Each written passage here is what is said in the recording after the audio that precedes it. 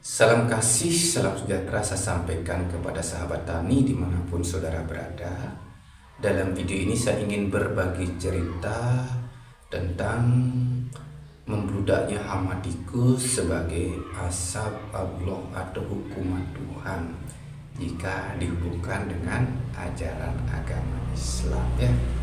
Nah, sahabat tani yang saya kasihi, adapun hal yang memungkinkan ya saya berbagi cerita tentang membludaknya hama tikus sebagai asap Allah atau hukuman Tuhan itu dikarenakan hama tikus ya selama ini yang menyerang tanaman padi kita sebagai petani itu sangat susah sekali ditanggulangi. Di mana-mana pun itu banyak masyarakat petani mengeluh tentang membludaknya hama tikus.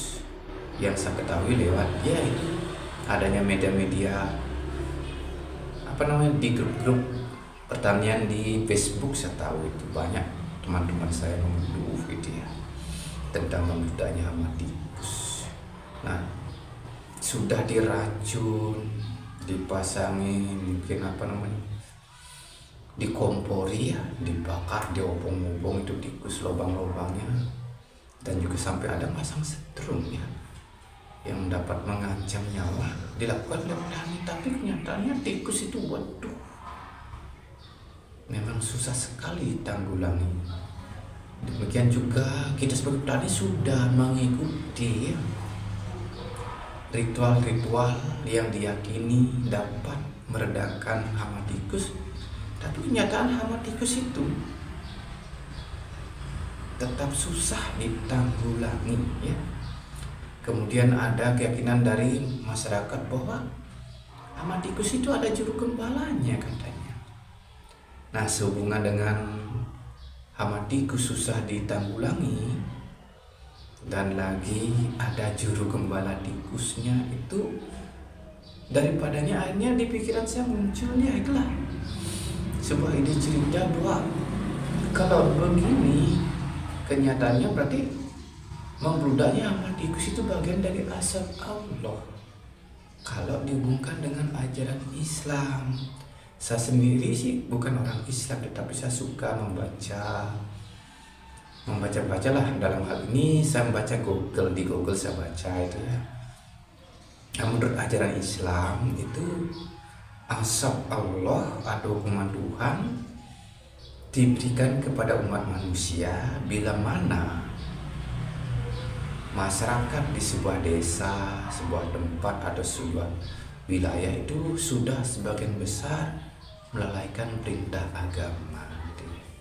Jika sebagian besar yang melalaikan perintah agama, maka asap atau hukuman Tuhan itu diberikan kepada masyarakat. Tetapi kalau yang melalaikan perintah agama cuma baru 1, 2, 3 atau di bawah dari 50% yang melalaikan perintah agama, ya mungkin asap Allah itu ditangguhkan karena Allah ada Tuhan. Menurut ajaran Islam masih melihat orang-orang yang menjalankan agama itu jumlahnya lebih banyak, maka asapnya tidak diturunkan. Tapi kalau sudah mayoritas ya yang rajin ini cuma 1, 2 ya mau tidak mau itu asap Allah diturunkan.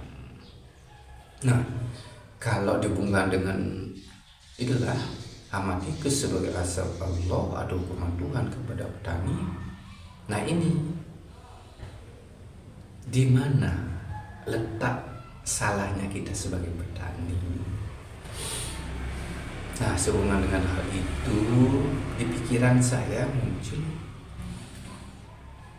ada watak tikus ya dalam pribadi setiap manusia nih. Dalam pribadi setiap manusia ada watak tikus, saya temukan. Bisa jadi atau gini ya, ciri dari watak tikus ya yang muncul menurut pemikiran saya aja ini. Nah, itu ciri dari watak tikus sesuai dengan kepanjangan dari setiap huruf dari kata tikus. kepanjangan pertama ya, dari kata tikus itu ya, setiap hurufnya saya panjangkan menjadi tidak ingat kewajiban untuk sembahyang. Nah itu nah dia agak batuk-batuk nih, mengganggu. Nah ini kalau sesuai dengan ciri watak tikus, yaitu tidak ingat kewajiban untuk sembahyang, itu tandanya kita sebagai petani ya. Kalau kita hubungkan dengan ajaran Islam, kita sudah melalaikan perintah agama gitu ya, sudah lalai kita. Jadi kalau dihubungkan dengan ajaran Islam ini udah kena, jadinya kita kena asap, kena hukuman. Kalau masyarakat sebagian besar memiliki watak tikus gitu ya. Kemudian ciri watak tikus yang kedua ditunjukkan oleh kepanjangan kata tikus, yaitu taunya ingat, kejar atau kumpulkan uang saja ya.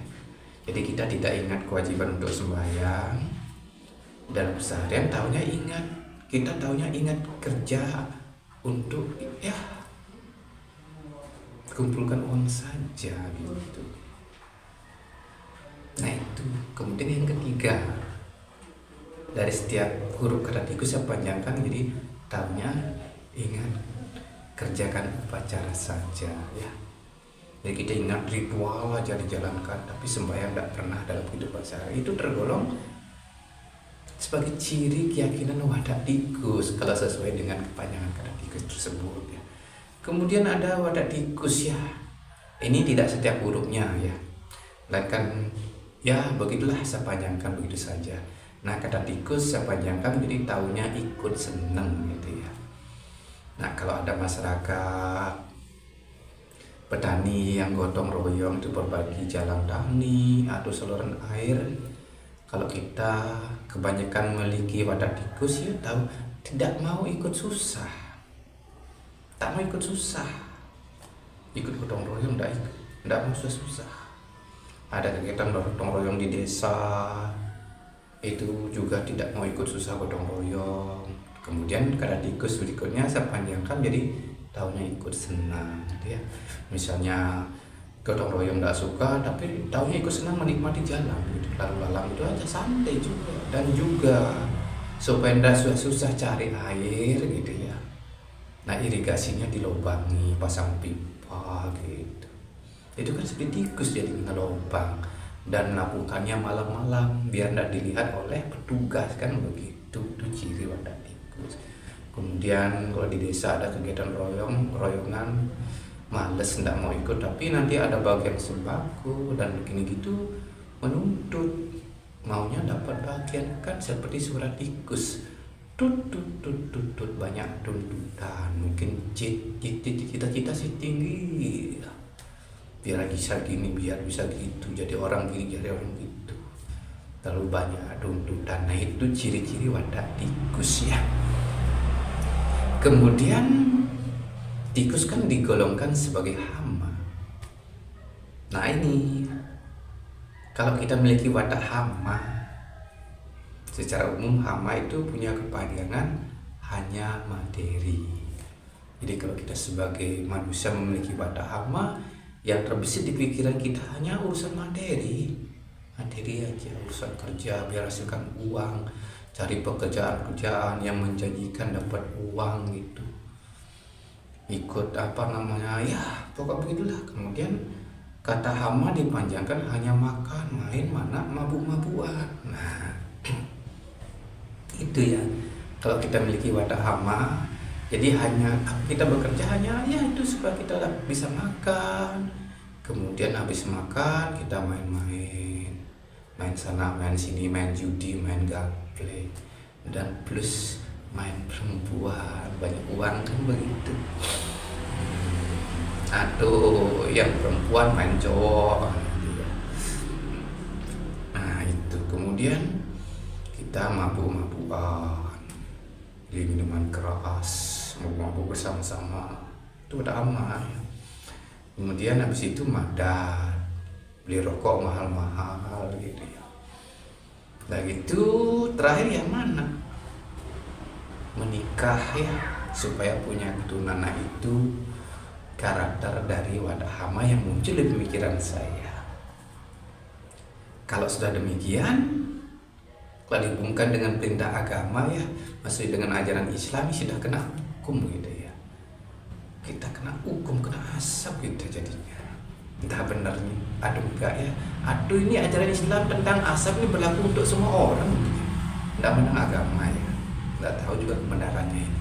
Silakan para petani merenungi sendiri. Nah kemudian perihal watama dalam diri manusia itu juga ditunjukkan oleh perilaku dari tikus ya. Dikala di pagi hari matahari terbit bersinar ya. Nah ketika matahari terbit bersinar kan tikusnya lenyap, tidak menampakkan diri. Mereka masuk lubang bersembunyi atau masuk semak-semak. Nah ini menerangkan dalam kalau kita memiliki watak tikus, jika ada orang yang memiliki kemampuan memberikan penerangan di bidang agama, itu masyarakat kalau sudah watak tikus ya, sifat gelap itu ya, bercokol di mentalnya gitu ya, kebanyakan yaitu lenyap, menghilang, tidak ada yang muncul. Kalau ketika ada orang mampu memberikan penerangan agama atau memberi penerangan agama lah gitu, mereka meninggalkan, mereka tetap berkeyakinan dengan cara ketidaktahuannya, hidup berkeyakinan dalam kegelapan gitu. Nah kemudian lubang ya, tempat tikus itu bersembunyi, itu juga punya makna ya, muncul di pemikiran saya, entah benar dan tidaknya silakan petani menyimak. Lubang itu punya kepanjangan, lo itu menunjukkan bolos, bang itu membangkang gitu ya. Nah dalam hal ini ketika ada orang yang memberikan penerangan atau penyuluhan tentang agama, belum ya waktunya selesai, sudah duluan pergi meninggalkan tempat orang-orang yang lagi memberikan penerangan gitu ya, sehingga tidak tahu agama. Kemudian kalau dinasihati, diarahkan ke jalan agama, bang itu membangkang. Dalam hal ini ya namanya membangkang, tidak menjalankan perintah agama, yaitu tidak ingat kewajiban untuk sembahyang, kan demikian jadinya, sesuai dengan kepanjangan kata tikus. Kemudian lobang dalam bahasa Bali disebut dengan som, dan nama lainnya gowo. Nah som itu menunjukkan kosong. Nah ketika matahari bersinar, tikusnya masuk lubang, kan tentu kosong, tidak kelihatan tikusnya, lenyap dari pandangan kita. Nah itu menunjukkan kalau ada orang memberikan penerangan tentang keagamaan, kebanyakan ya mereka kosong, tidak hadir, tidak ada kehadirannya, sehingga benar kosong. Nah demikian juga kalau di sebuah organisasi keagamaan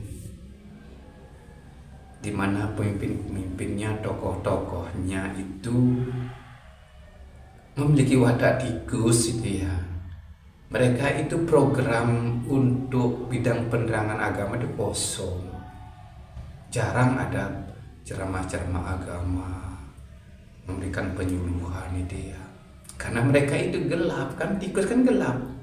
Jadi kalau orang gelap mana mungkin bisa memberikan penerangan, tidak bisa. Nah penerangan itu harus orang yang pikirannya terang, cemerlang. Nah sebab pikiran cemerlang itulah kita harus menerapkan juga dari kata tikus juga ya. Tikus itu dia tanggung jawab, ingat kewajiban untuk sembahyang. Karena dia mendapat sinar suci Tuhan, pikiran kita jadi terang. Ditambah rajin membaca kitab suci, akhirnya bisa kita memberikan penerangan gitu. Tapi kalau wadah tikus seperti yang saya katakan tadi, tidak ingat kewajiban untuk sembahyang, dalam kegelapan ya, kegelapan hanya hidup di dalam hawa nafsu, maka kita tidak akan mungkin bisa memberikan penerangan. Kemudian nama lain dari lobang dalam bahasa Bali itu go. Go itu menunjukkan mogok ya. Kalau sudah wadah tikus kebanyakan, maka di bidang keagamaan itu mogok. Jadi kegiatan-kegiatan bidang penerangan keagamaan mogok, tidak ada itu, tidak terlaksana.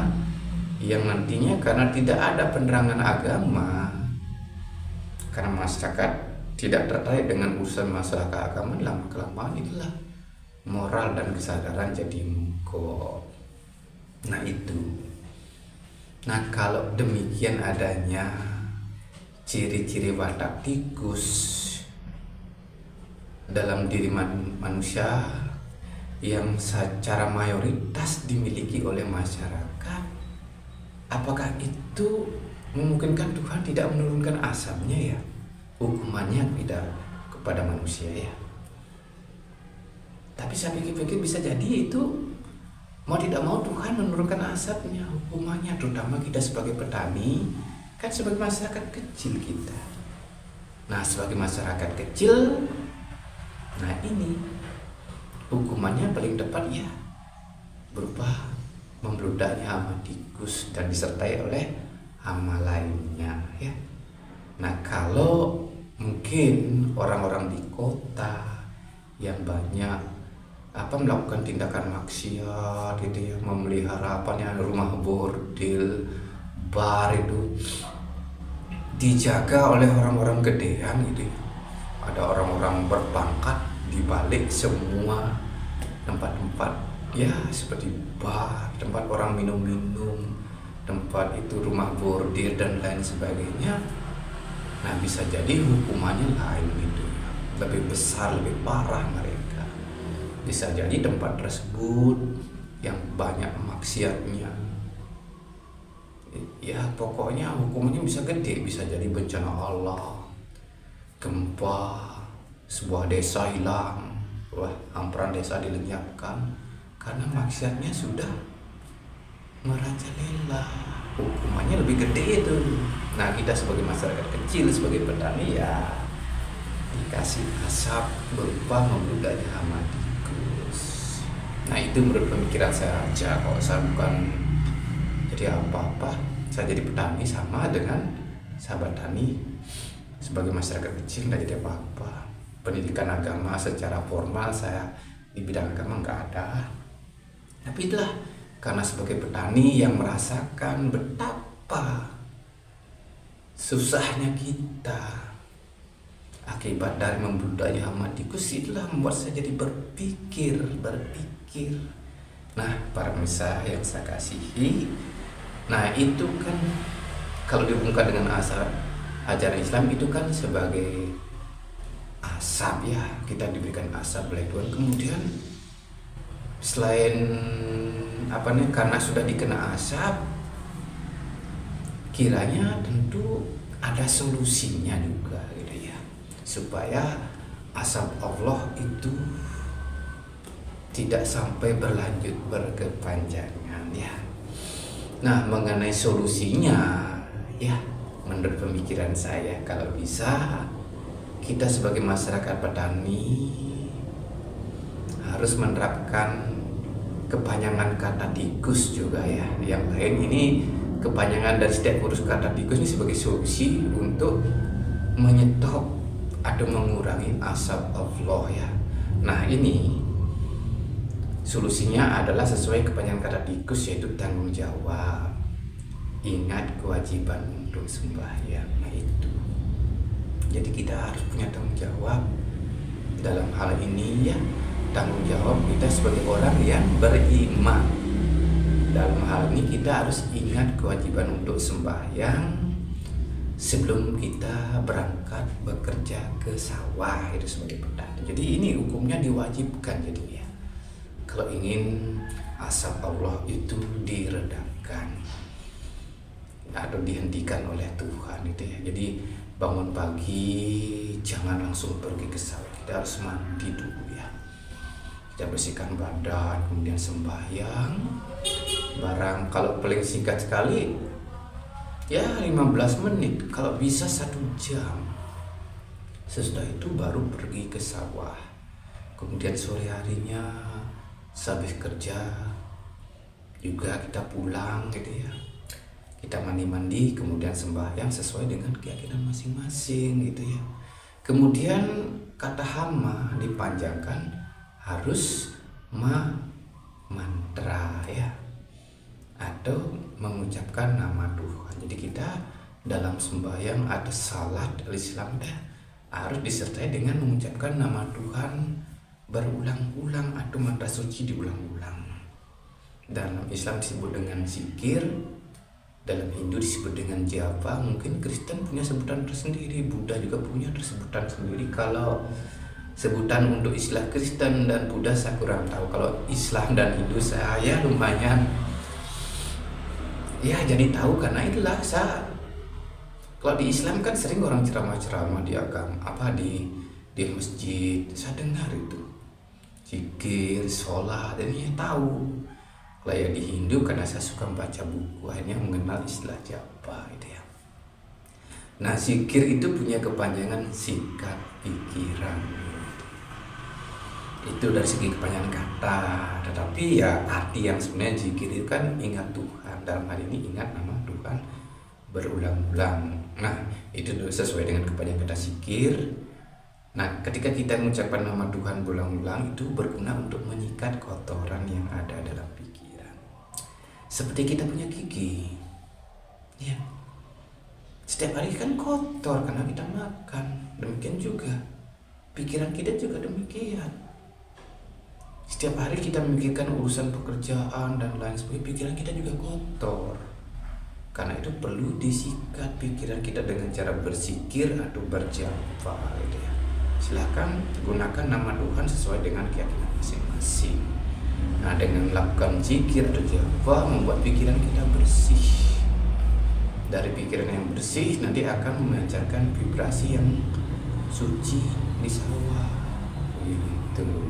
Nah, sekarang sebagai petani kebanyakan pergi ke sawah dengan pikiran yang sudah bersih, tentu Tuhan akan berkenan untuk menurunkan rahmatnya dan menyetop asapnya. Ini menurut pemikiran saya sebagai ya wong deso ya, sebagai petani juga gitu ya. Nah, ini Tuhan pasti senang melihat kita. Tetapi kalau pikiran kita kotor, pergi ke sawah, Tuhan tentu tidak berkenan. Sama halnya kalau kita sebagai orang tua punya anak ya, tidak suka sikat giginya kotor, masa kita sebagai orang tua mau senang melihat anak yang tidak mau nyikat giginya yang kotor gitu ya, dibiarkan kotor, kan tidak senang kita sebagai orang tua gitu. Kiranya Tuhan, terutama kalau kita tidak membersihkan pikiran, hanya tahu nyikat gigi, pikiran tidak dibersihkan, ya Tuhan mungkin kurang berkenan. Daripadanya Tuhan akan menurunkan azab itu ya, menurunkan hukumannya. Ini pandangan saya sendiri sebagai petani, sebagai masyarakat kecil. Tidak jadi apa-apa saya kok. Itu ya. Nah, ini tentang cerita saya ini, boleh ya dipercaya, nggak pun boleh. Silahkan dipikir-pikir, ada benar dan tidaknya, silahkan pikirkan sendiri. Nah, mungkin demikian dulu cerita saya sehubungan dengan masalah hama tikus sebagai bagian asap Allah atau hukuman Tuhan kepada kita sebagai petani. Nah, demikianlah dulu cerita saya, kurang dan lebihnya tentu saya sebagai masyarakat biasa yang sama dengan sahabat tani sekalian, yang tak luput dari kekurangan dan kesalahan dalam bertutur kata. Mungkin ada yang kata-kata yang kurang berkenan, kiranya saya mohon maaf yang sebesar-besarnya. Oke.